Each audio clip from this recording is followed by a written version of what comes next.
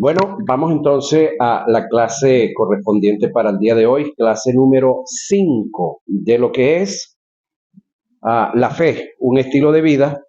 Hoy nos toca desarrollar el tópico, el depositar la fe, oiga, en la verdad absoluta de Dios. Ahora, aquí tenemos un problema para algunos, ¿sí?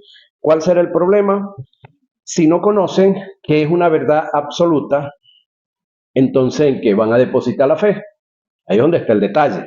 Entonces, he ahí la necesidad de estudiar. He ahí la necesidad de haber visto lo que vimos en la materia pasada, donde aprendimos a definir qué es una verdad circunstancial, qué es una verdad trascendental o absoluta, qué es una verdad posicional y qué es una verdad posesional. Y también creo que hablamos un poquitico sobre verdades compuestas, ¿sí? Ajá, verdades compuestas y verdades eh, trascendentales. Ok, ahora, el depositar la fe en la verdad absoluta de Dios, la fe fundamentada en la verdad absoluta de Dios, es un factor determinante para tener vivencia ante un mundo escéptico. Voy a dar una breve explicación de lo que es una verdad absoluta y lo imprescindible que es el conocerla y caminar en ella. Jesús le dijo, yo soy, Jesús le dijo, yo soy el camino, oiga la expresión, y la verdad y la vida. Nadie viene al Padre sino por mí. Juan 14:6.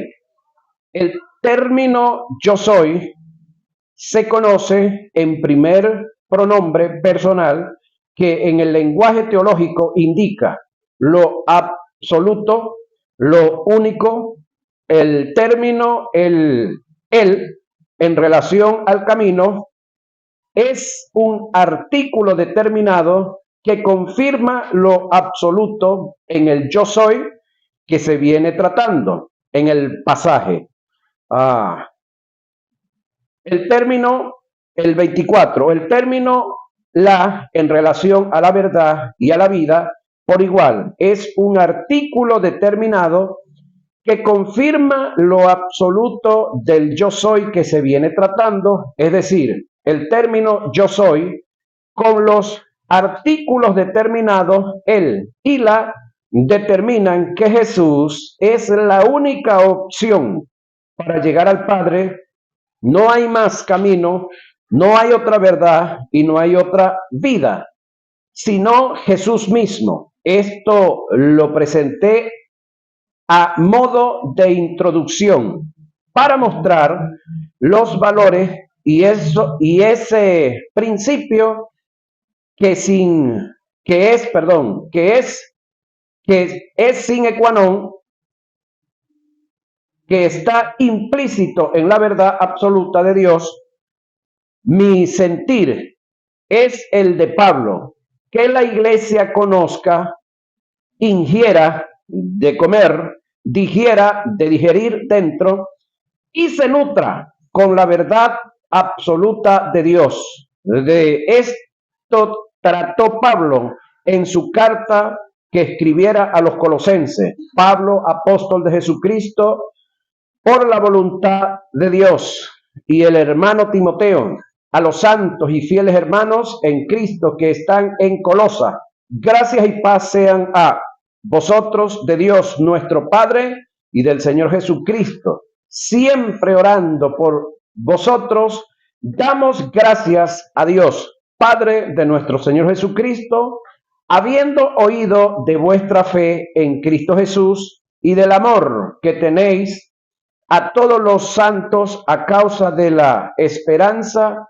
que os está guardada en los cielos, de la cual ya habéis oído por la palabra verdadera del Evangelio que ha llegado hasta vosotros, así como a todo el mundo. y lleva fruto y crece también en vosotros, desde el día que oísteis y conocisteis la gracia de Dios, en verdad, como lo habéis aprendido de Epafras, nuestro consiervo amado, que es un fiel ministro de Cristo para vosotros, quien también nos ha declarado vuestro amor en el Espíritu, por lo cual también nosotros, desde el día que lo oímos, no cesamos de orar por vosotros y de pedir que seáis llenos, oiga, del conocimiento. ¿Sí? ¿De qué está pidiendo que sean llenos? Del conocimiento. ¿Por qué no está pidiendo que sean llenos de fe? Porque ya la tenían. Del conocimiento de su voluntad en toda sabiduría e inteligencia espiritual. Colosenses 1, 1 y 9. ¿Qué es lo absoluto desde la perspectiva teológica? Vamos a analizar esto así como se dice, con cabeza fría y nervios de acero. ¿Qué es lo absoluto desde la perspectiva teológica? Oiga, es lo que no cambia, no se devalúa, no expira, lo que se sostiene y se mantiene, oiga, en sí mismo, lo que permanece, lo que no caduca, no mengua, no se desvanece, es lo único, es lo verdadero, lo inigualable, lo insuperable, la esencia, la sustancia misma. El interés de Dios es que como creyentes, usted y yo, descubramos lo absoluto de Él, que está plasmado en las Escrituras. La iglesia está llena de lectores bíblicos, pero muy pocos tienen un tren de estudio, de investigación. Dios se interesa más, oiga esta expresión, por los que estudian que por los que leen. Oiga la expresión, se interesa más. No estoy diciendo que los ama más, no, Él los ama igual a todos, a los que estudian y a los que no estudian también. Pero se interesa más por los que estudian, porque los que estudian o los que estudiamos podemos serle útil en un determinado momento para diferentes circunstancias. Pero los que no estudian, cualquier viento de doctrina se los lleva. Y ahorita están pasando olas de doctrina sobre la iglesia. Creo que usted y yo venimos de aquel momento donde la iglesia, en algunos casos, se aferraba mucho a la parte cultural, a lo externo. Ya eso ha pasado, entonces ahora hay algunos, hubo un tiempo que se aferraron mucho al dinero. No sé si usted oyó hablar aquella ola de la prosperidad, la llamada prosperidad, que la prosperidad no es mala, no es mala la prosperidad, pero la fórmula que nos vendieron y la forma como nos decían que debíamos de prosperar, de todos era menos trabajando. El detalle está que eso pasó. Luego entonces vino la ola de, ¿cómo se llama esto? Los nexaritas, los que andan judaizando ahora. Ya esa pasó. Por ahí vino otra ola de los lados de los chinitos por allá. Los que si tú no dices que Jesús es el Cristo, tú no eres un digno, tú no eres salvo. La salvación no está asegurada si tú llamas a Jesús, que Él es el Cristo. Y ya esta está pasando. ¿Cuál viene? No sé, pero viene otra. Entonces el detalle está que cuando usted no está cimentado en una verdad absoluta, cualquiera de estos viajes se lo lleva. Ese es el detalle. Entonces, es ahí la necesidad de tener y de mantenernos, porque si es difícil tener una posición o tener una cosa, más difícil y duro es mantenernos en ella. Ahora, entonces Dios se interesa más por los que estudian que por los que leen. Por esta causa, trasladó a Felipe, oiga, y lo colocó al lado del eunuco, el etíope, porque no entendía lo que leía. El tipo quería entender, quería saber, pero estaba en esa disyuntiva. Dios, con todo y que tiene todo el conocimiento, pues no podía como tal sentarse a explicarle. Entonces tenía a quién, a uno que ya se había preparado. ¿Cómo se llama? Felipe. Se había preparado, tenía el conocimiento. El hombre había invertido tiempo, había invertido, pudiéramos decir, dinero en sacar las guías, en aportar, y ya estaba capacitado. Entonces, cuando hubo la necesidad, ¿a quién movió? Al que tenía preparado, a Felipe. ¿Por qué no movió a otro? Esa es la gran pregunta. La misma unción, escúcheme, que estaba en Pedro, era la misma que estaba en Pablo, pero ¿por qué Pedro no fue llevado a los niveles encumbrados de los altos gobiernos de su entonces y fue Pablo? Ahí está el detalle entonces. Ajá, ahí está el detalle entonces. Alguien dijo que Pablo y Jesús fueron contemporáneos, ¿sí? Pero que Jesús prefirió que Pablo se quedara a los pies de Gamaliel, porque lo que sabía Gamaliel no es que Jesús no lo sabía, sino que Jesús no tenía tiempo para dedicarle a Pablo el tiempo que sí tenía Gamaliel para dedicarle. Entonces, por esa razón, Jesús espera que Pablo sea preparado por el máximo exponente que había en ese entonces de la ley, y luego que el tipo estaba bien preparado en la ley, lo agarró y le metió la gracia. Y listo. ¿Te imaginas? Un arma de doble filo. Es decir, cortaba para allá, si era ley, eso se lo sabía él. Si era gracia, pues, ¿para qué más? Dijo el andino. Ahí está el detalle. Ahora, Pedro el apóstol dijo que el estudiar la palabra es, oiga, un ministerio que lleva implícito un llamado, una vocación, una dedicación, una entrega, un compromiso, una responsabilidad que nos llevará, oiga, a descubrir y a tener iluminación de los misterios de Dios que están revelados en su palabra. En aquellos días, como creciera el número de los discípulos, hubo murmuración de los griegos, oiga, contra los hebreos, de que las viudas de aquellos, de los griegos, eran desatendidas en la distribución diaria. Entonces los 12 convocaron a la multitud de los discípulos y dijeron: no es justo que nosotros dejemos la palabra, ¿sí?, de Dios para servir a las mesas. Busca pues, hermanos, de entre vosotros, oiga, a 7 varones de buen testimonio, en primer lugar, llenos del Espíritu Santo, que aquí es donde tenemos un problema, que la gente cree que el que está lleno del Espíritu Santo es el que habla en lengua, el que danza, se tira para el piso, se da contra las paredes y se da tumbo contra eso. No, el término lleno del Espíritu Santo tiene que ver que se vean en ellos la manifestación, oiga, de el fruto del Espíritu Santo. Y el fruto es amor, gozo, paz, paciencia, benignidad, bondad, fe, mansedumbre y templanza. Así no hablo en lengua. No estamos en contra del que habla en lengua, ¿no? Pero yo prefiero un hombre o una mujer en la cual se vea el fruto del Espíritu, así no se vean los dones. Ahora, llenos del Espíritu Santo y de sabiduría, a quienes encarguemos de este trabajo, ¿cuál? El de las mesas.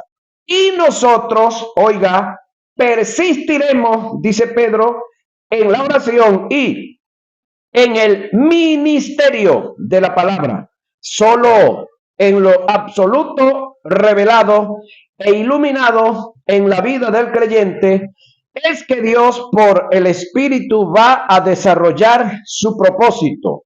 Lo absoluto de Dios es lo que va a traer, oiga, un promover de parte de Dios en el creyente para el establecimiento del reino, primeramente en nosotros y luego en otros. El Espíritu recuerda, enseña y guía a través de la verdad absoluta de Dios.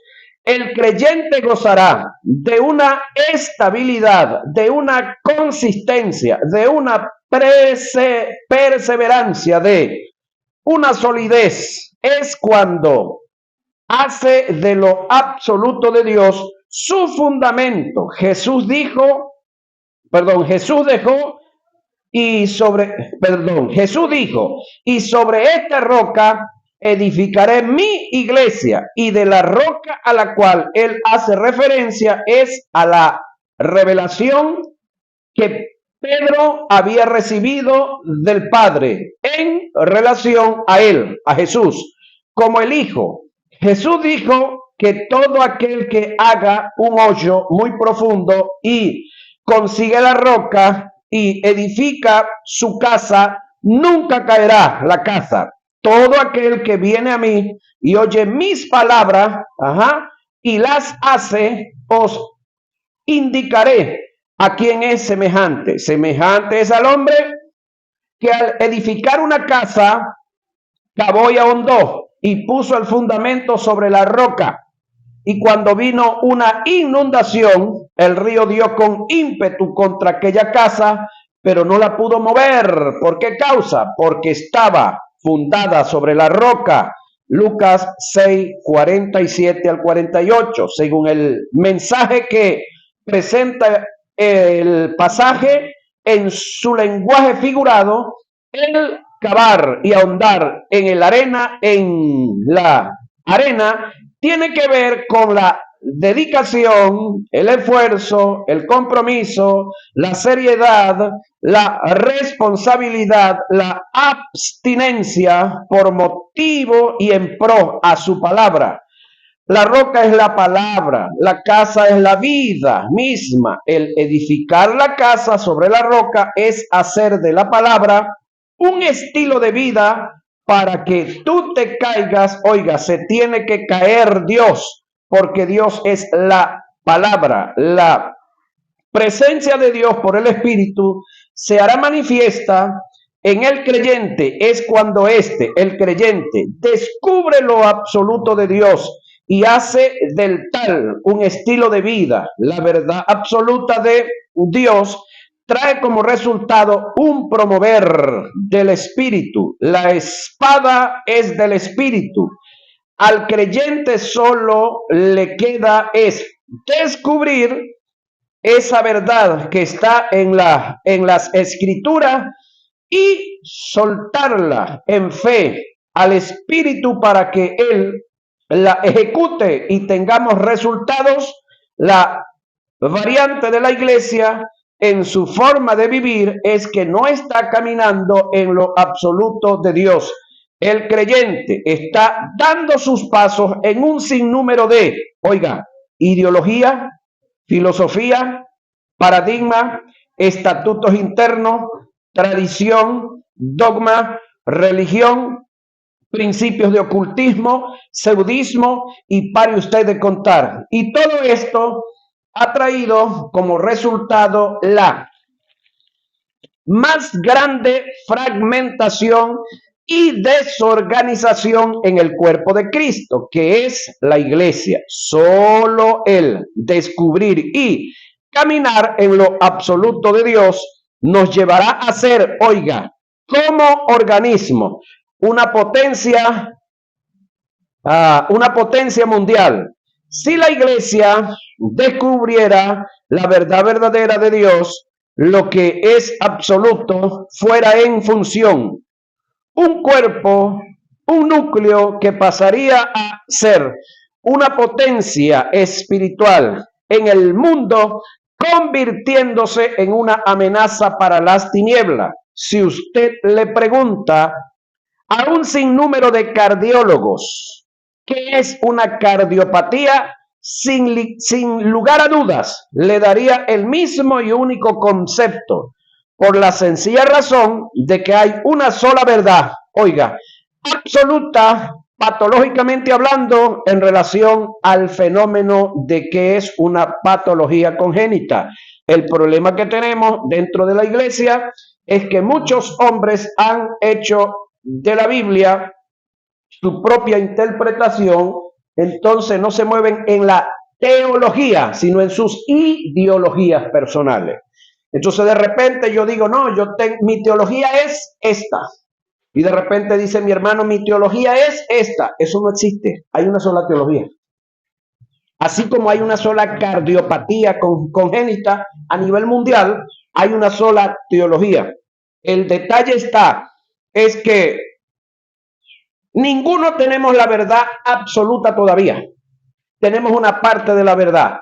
Y a veces no somos humildes, sencillamente, o no aplicamos la humildad como debiera ser para yo prestarle lo que yo tengo a mi hermano y él darme lo que él tiene para mí, y juntamos y vamos mejorando el conocimiento, porque cada uno de nosotros tenemos una parte de la verdad.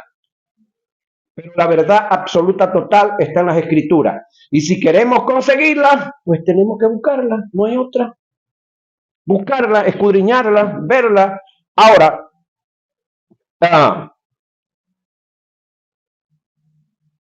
bendito el Señor Jesús. Ahora,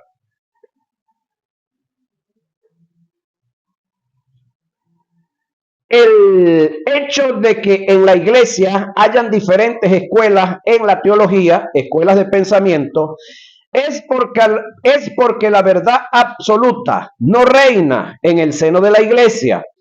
Ante una verdad absoluta no hay lugar para opinar, cuestionar, dudar, no hay lugar para él. A mí me parece, ninguna organización, federación o concilio discute, oiga, el que Jesús es el único camino para llegar al Padre. Ahí estamos de acuerdo todito. Y la razón es que todos en la iglesia protestante, que también esta palabra no tiene nada que ver con nosotros, porque protestante es el grupo de creyentes profesionales, es decir, que eran líderes, y la mayoría de ellos eran abogados del tiempo de Martín Lutero, que se reunieron y protestaron en contra de la persecución que había contra Martín Lutero. No fue el grupo de creyentes, fueron, porque el término protestante es jurídico, no es teológico, pero bueno, poco a poco vamos aprendiendo algunas cosas aquí. Ahora, el único camino para llegar al Padre, y la razón es que todos en la iglesia protestante entendimos y asimilamos esta verdad absoluta. A quien se le ocurrió inventar la escuela que enseña la predestinación y que ha predominado por años fue a San Gregorio de Estridón en el siglo V, San Jerónimo de Estridón en el siglo V después de Cristo, que se inventó una traducción llamada la Vulgata Latina, que emanó de la Septuaginta, traspolación que hicieron los 70 grandes eruditos en el año 350 antes de Cristo. Quien se le ocurrió inventarse la escuela de la pérdida de la salvación, oiga, fue a Jacobo Arminio.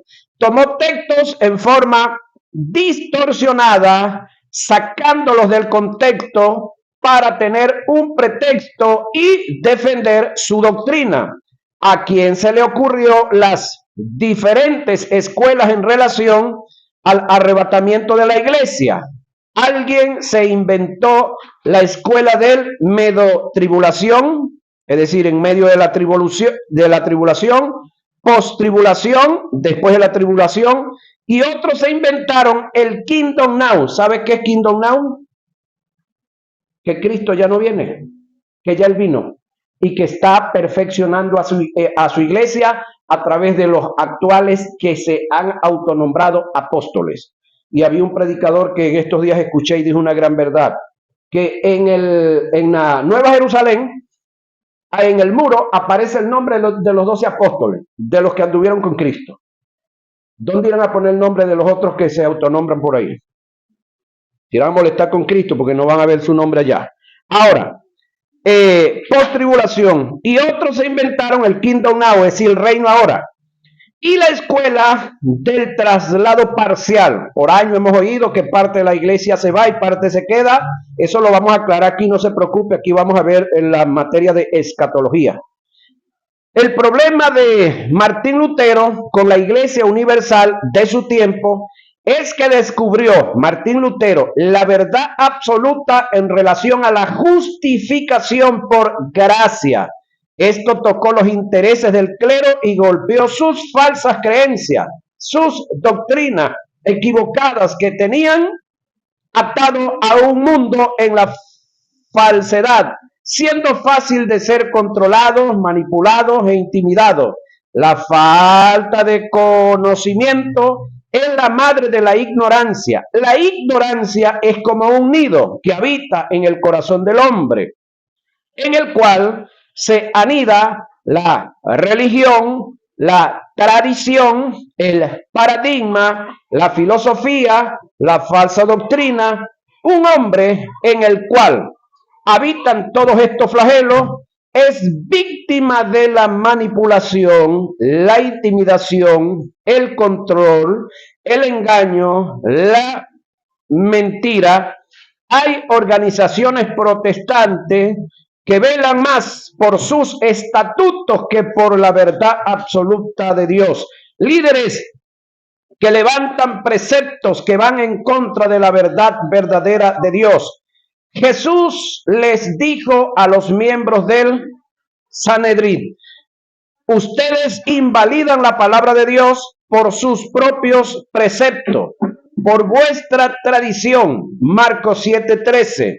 En la iglesia reina mucho la, ideología que demarca una forma de pensar, trayendo como resultado una creencia, y esto se da y viene como producto de darle una interpretación muy propia a los textos sagrados. A eso se le llama eisegesis.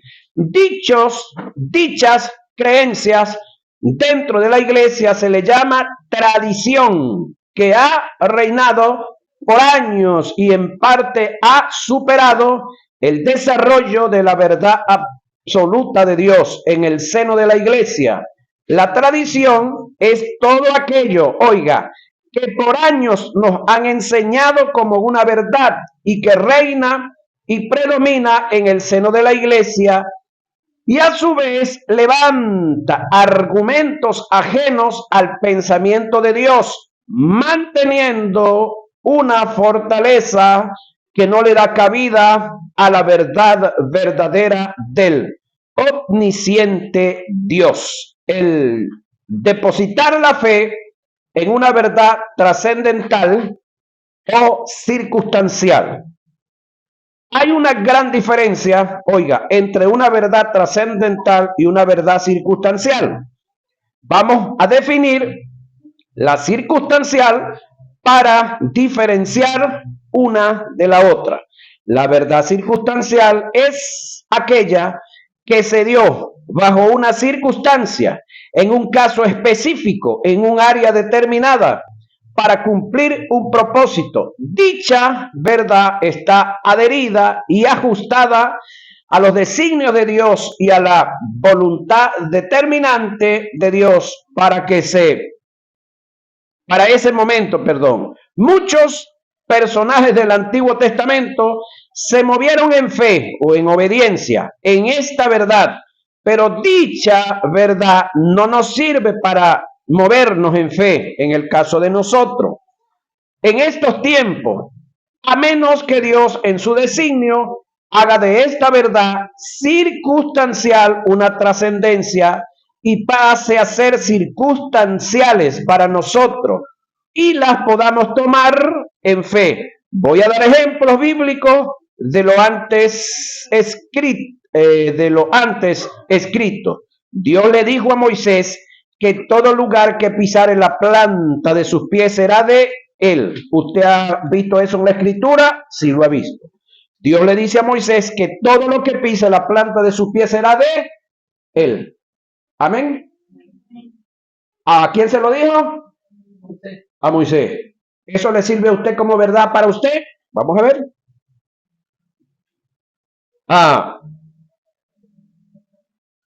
Es una verdad, circunstancial, que encierra una promesa, pero que fue dada única y exclusivamente a Moisés.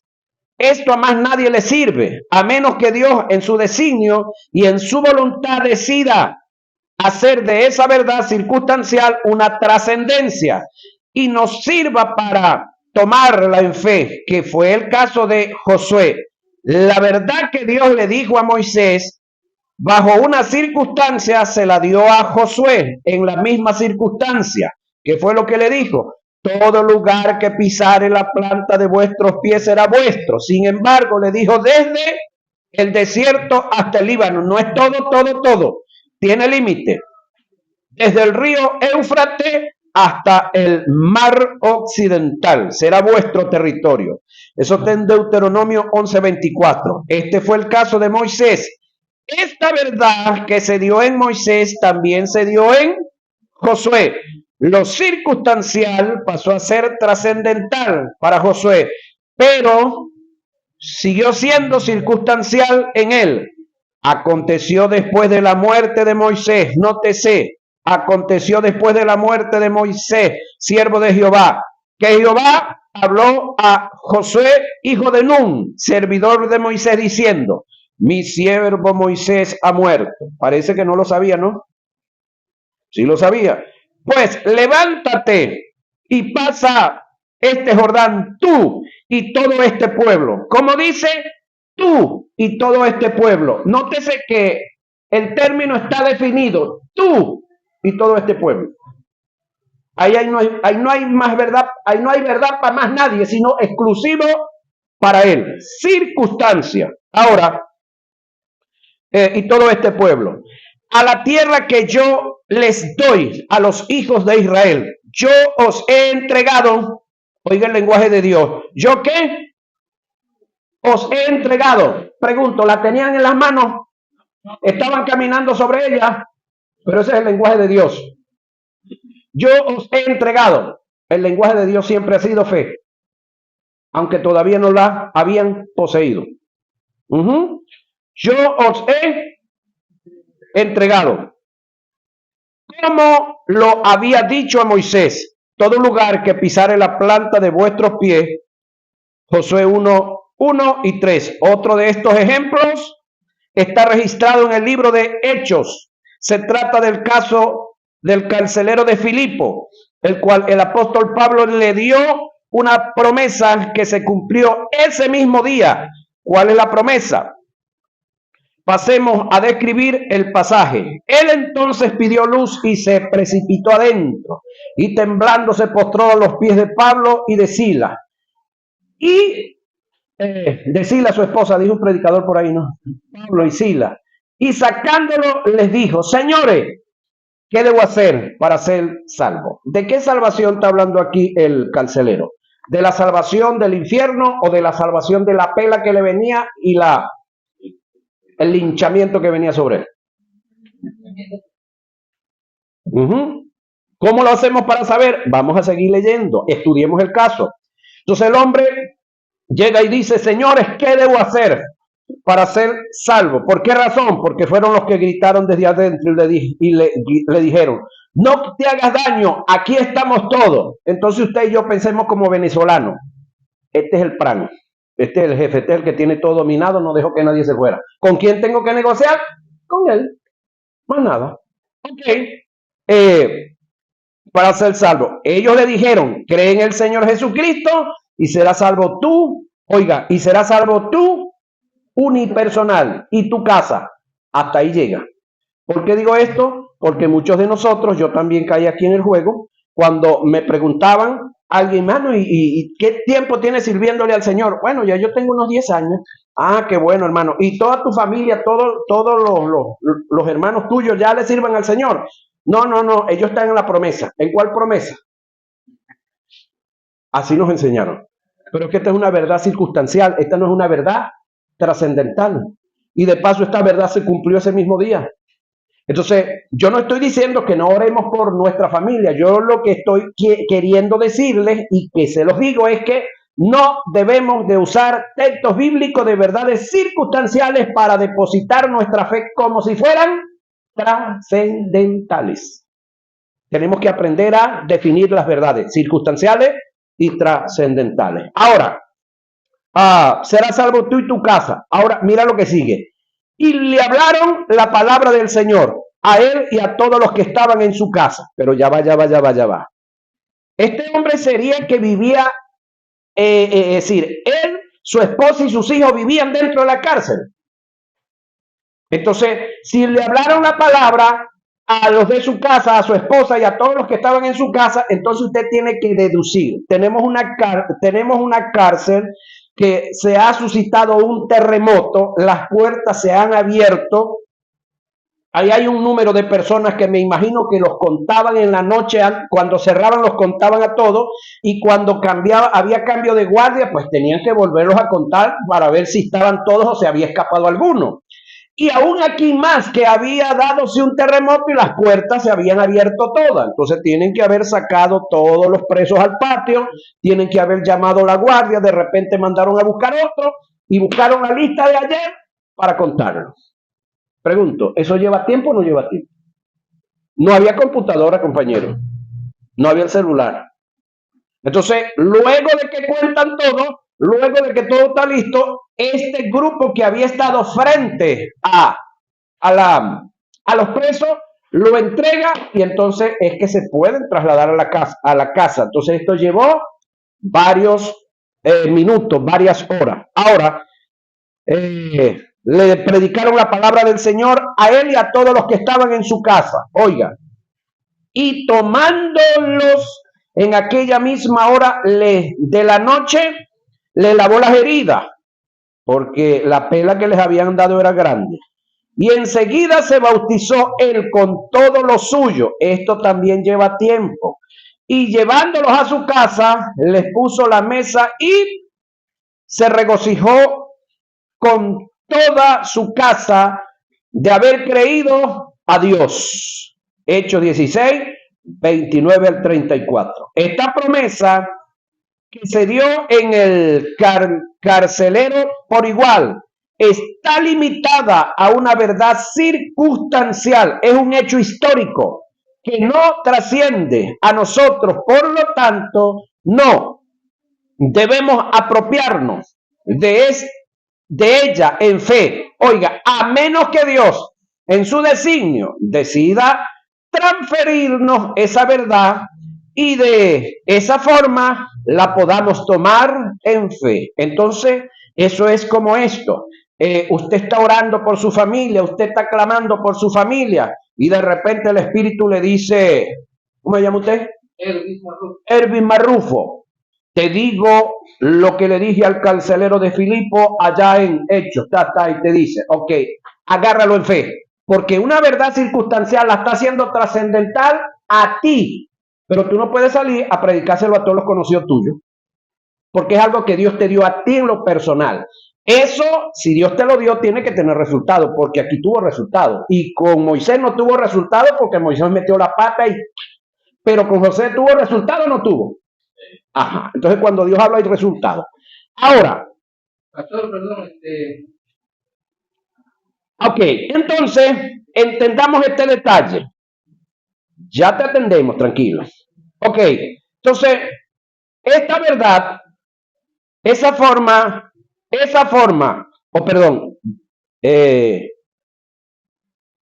verdad, esta promesa que se dio en el carcelero por igual, está limitada en una verdad circunstancial que no trasciende a nosotros, por lo tanto, no debemos apropiarnos de ella en fe, a menos que Dios en su designio decida transferirnos esa verdad y esa forma la podamos tomar en fe, que produce la fe en el creyente.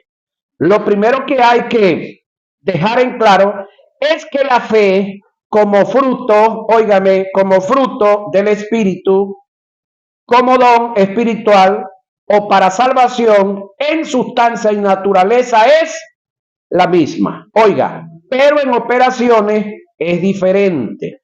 Una cosa es tratar la fe como fruto del Espíritu, producto del nuevo nacimiento, que es la que usted tiene, la que está en usted y la que está en mí. Y otra es verla a la fe como manifestación del Espíritu en el don espiritual en un momento determinado. Y otra es verla como aquella que produce la predicación del evangelio a los incrédulos. A continuación voy a dar información. Es decir, no es que hay tres feces, como algunos dicen, hay una sola, pero vamos a hablar de tres manifestaciones de la fe.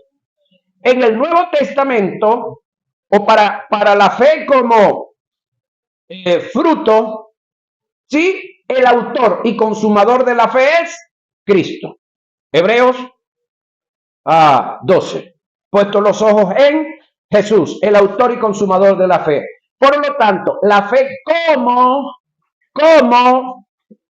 fruto vino a existir de Cristo para acá. De Cristo para allá, la fe como fruto no existió en nadie. ¿Por qué razón? Porque no hubo ninguno que tuviera la naturaleza divina en ellos. Pero ¿qué existió en el Antiguo Testamento? ¿Existió o no existió fe? Como fruto no existió fe en el Antiguo Testamento. Hubo manifestaciones del don de fe para Dios lograr hacer lo que logró hacer en el Antiguo Testamento. Entonces, decir que Jesús es el autor y consumador de la fe, es decir, que antes de Jesús nadie sobre la tierra había tenido fe. Eso es correcto. Entonces, el detalle es que en el Antiguo Testamento los logros que tuvieron los hombres que tuvieron logros de parte de Dios fue por el fruto o por el don. Por el don. Ajá. De Cristo para acá es que tenemos el fruto. Ahora, producto del nuevo nacimiento es que tenemos nosotros ahora el fruto. Otra es verla como manifestación del Espíritu en el don espiritual en un momento determinado, y otra es verla como aquella que produce la predicación del evangelio en el incrédulo. Es decir, cuando usted y yo fuimos incrédulos, nosotros no teníamos fe, pero cuando la palabra llegó a nosotros, esa palabra produjo en nosotros fe, la palabra. ¿Sí?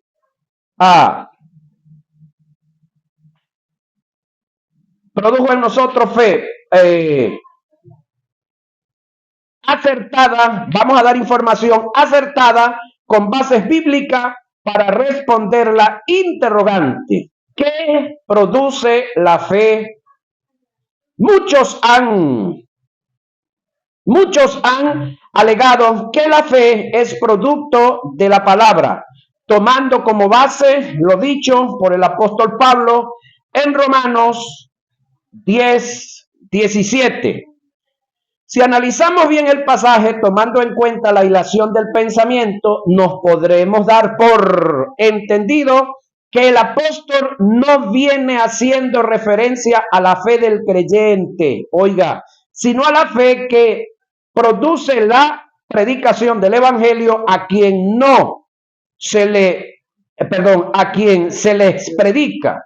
Analicemos el texto, porque de la justicia que es por la ley, hablando del Antiguo Testamento, el tipo de justicia que se dio allá en el Antiguo Testamento, Moisés escribe así: el hombre que haga, que obre, ¿sí?, que obedezca estas cosas, vivirá por ellas. Pero de la justicia que es por la fe, que es otro tipo de justicia, dice así: no digas en tu corazón, ¿quién subirá al cielo? Esto es para bajar a Cristo, porque ya Cristo fue bajado de allá. ¿O quién descenderá al abismo? Esto es para hacer subir a Cristo. Ya eso sucedió. Mas, ¿qué dice? Cerca de ti está la palabra en tu boca y en tu corazón. Esta es la palabra de fe que predicamos, que si confesares con tu boca que Jesús es el Señor y creyeres en tu corazón que Dios le levantó de los muertos, serás salvo, porque con el corazón se cree para justicia, pero con la boca se confiesa para salvación. Pues la Escritura dice, hay que buscar en la Biblia de estudio a donde dice la Escritura: todo aquel que en él creyere no será avergonzado, porque no hay diferencia entre judío y griego, pues el mismo que es Señor de todos es rico para con todos los que le invocan, porque todo aquel que invocar el nombre del Señor será salvo. ¿Cómo pues invocarán a aquel en el cual no han creído? Aquí hay una pregunta. ¿Cómo creerán en aquel en el cual no han oído? ¿Y cómo oirán sin haber quien les predique? ¿Y cómo predicarán si no fueren enviados? Como está escrito. ¿A dónde? Hay que buscar el estudio, la Biblia de estudio. Cuán hermosos son los pies de los que anuncian la paz. Oiga, cuán hermosos son los pies de los que anuncian. Vuelvo a decirlo más duro para que sepan aquí en el video que no estoy solo. Cuán hermosos son los pies de los que anuncian. ¿Será que los predicadores o los supuestos profetas que andan por ahí andan anunciando paz ahorita? Los que están en radio, en televisión y por ahí en todas esas áreas. ¿Están anunciando la paz? ¿Tú estás serio, yo? Hermosos los pies de los que anuncian la paz, yo. Eso es lo que dice el texto sagrado. De los que anuncian, oiga, buenas nuevas, mas no todos obedecieron al evangelio.